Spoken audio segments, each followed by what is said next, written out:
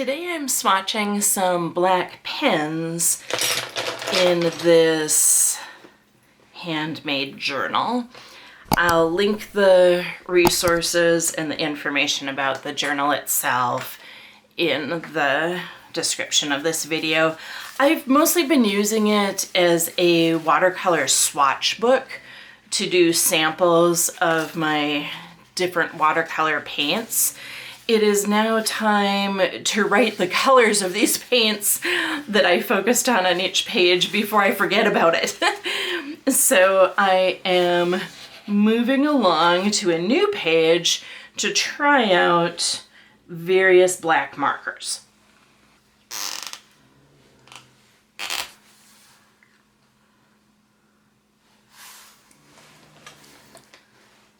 The purpose of trying out these markers is because I want to label those paint colors on the other pages, and I want to see what works good in this type of a paper.